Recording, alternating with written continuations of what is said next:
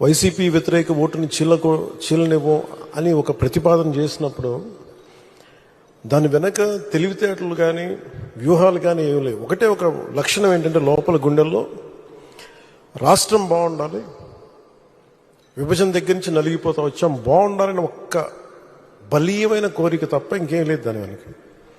కానీ అది సాధించడానికి ఎన్ని అవరోధాలు ఎదుర్కొన్నాం, అసలు జరుగుద్దా లేదా, ఒప్పించగలమా లేదా, ఎన్ని పడి పడి పడి కింద పడి మీద పడి ఈ రోజున ఇక్కడ గెలిచిన గౌరవ సభ్యులందరూ ఎంపీలు కానీ ఎమ్మెల్యేలు కానీ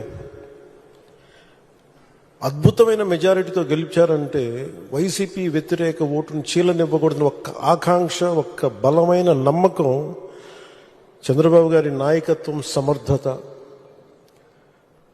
ఈ దేశాన్ని మూడవసారి ప్రధానమంత్రిగా పగ్గాలు చేపట్టి ముందుకు తీసుకెళ్తున్న నరేంద్ర మోదీ గారి నాయకత్వాన,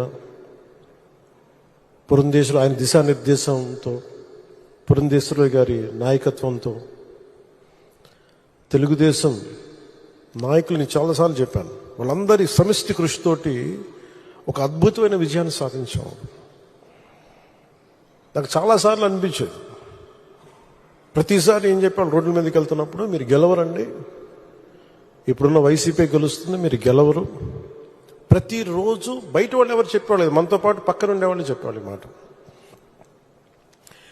అసలు నమ్మకం ఉన్నది ఎవరికి అంటే అసలు చెక్కు చెదరని గెలుస్తున్నాం, కొడుతున్నాం, నెగిటివ్ థాటే ఉండకూడదు, 170కి 160 కొట్టాలన్న మొదటి రోజు నుంచి చెప్పింది శ్రీ నారా చంద్రబాబు నాయుడు గారు చెప్పారన్నమాట. మనం అనుకుంటున్నాం, చేస్తున్నాం, చాలా జాగ్రత్తగా ఉంటారు, వ్యూహాలు ఉంటాయి, అన్నీ ఉంటాయి. కానీ ఎక్కడా కూడా ఆయన దగ్గర నుంచి నేను నేర్చుకుంది కించిత్తు అధైర్యం లేదు, భయం లేదు ఆయన దగ్గర. అంటే ఆయనకున్న అపారమైన అనుభవం నేను ప్రత్యక్షంగా చూశాను, జాతీయ స్థాయిలో చూశాను, ఆయన రాజమండ్రిలో ఉన్నప్పుడు చూశాను. అసలు ఈయనకి నేను ఒకటే అనుకున్నాను లోపల కొంచెం, అంటే ఈయనకి ఏమి జరిగినా అసలు భయం అనేది ఏ క్వశ్చన్ లేదు ఈయనకి. అంటే ధైర్యం తప్ప. నాకు చాలా చాలా ఆనందం వేసింది. అంటే ఒక వ్యక్తి ఎన్ని ఒడిదుడుకులు ఎదుర్కొన్నా, నిస్సత్తువతో అయిపోయినా, కుటుంబ సభ్యుల్ని కించపరిచినా, ఎన్ని రకాలుగా ఎన్ని అవమానాలకు గురి చేసినా, క్యాబినెట్లో తీసుకున్న నిర్ణయాలకి ఆయన్ని బలి చేసి ఆయన లోపల పెట్టి, ఎవరో అధికారులు చేసిన దానికి దానిపైన చిలవలు పలువులు కల్పించి ఆయన్ని పెట్టి ఆయన ఇబ్బంది పెడితే, ఆ రోజు నేను కలిసినప్పుడు అనిపించింది అసలు ఆయన గుండెల్లో చెక్కు చెదరలేదు ఆయనకి. ఆయన ఒకటే ఒక మాట అన్నారు, this is way of life, politics అది ఇట్లాగే ఉంటుంది, మనం భరిస్తాం ముందుకెళ్ళడం. నాకు అనిపించింది నేను ఆయన అలాంటి వ్యక్తి పక్కన ఉండి అడ్మినిస్ట్రేషన్ ఒకటి నేర్చుకోవడం, కష్ట సమయంలో అసలు ఎలా ఆయన్ని చూసి నేర్చుకోవాలి. ఒడిదుడుకులు, పొలిటికల్ ప్రాసెస్ ఒడిదుడుకులు ఉంటుంది, వ్యక్తిగతమైన దాడుల దగ్గర నుంచి కుటుంబ పరంగా అన్ని రకాలుగా. కానీ అట్లా తట్టుకొని అసలు ఎవరన్నా ఊహించలేం కదా. ఒక 53 రోజులు ఆయన్ని పెట్టి అలా ఉంచితే, నన్ను షూటింగ్లు చేయమంటే నేను చేయలేకపోయావాడిని, తప్పు సంకేతాలు వెళ్ళిపోతాయని. నేను డేట్స్ ఇచ్చినా కూడా నేను ఆపేస్తాను ఆ రోజు. ఎందుకంటే ఆయన అంత సఫర్ అవుతా అని ఉంటే నేను బయటికి వెళ్ళి షూటింగ్ చేయడం కూడా నాకు ఇబ్బంది అనిపించేస్తుంది. నా ప్రొడ్యూసర్ చెప్పాను, 2 చేతులు క్షమించమని చెప్పాను ఆ రోజున. తప్పట్లేదు, నాకు రాష్ట్ర ప్రజల కోసం మారాలి ప్రభుత్వం, అందుకని చేస్తాను, దయచేసి మీరు అర్థం చేసుకోండి అని.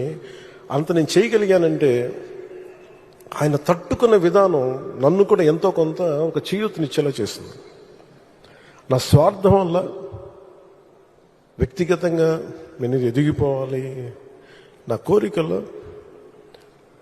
రాష్ట్రం విభజన జరిగినప్పటి నుంచి ఈ రోజుకి మనం నలిగిపోతా ఉన్నాం. మనకి తెలంగాణలో మనం దాదాపు 3వ వంతున్నాం అభివృద్ధిలో. సంతోషం, మన తోటి తెలుగు రాష్ట్రం ఆనందం. మనం పోటీ పడాలి, ఎదగాలి అంటే అనుభవం, పొలిటికల్ ప్రాసెస్లో అనుభవం ఒకటి చాలా చాలా కీలకమైనది.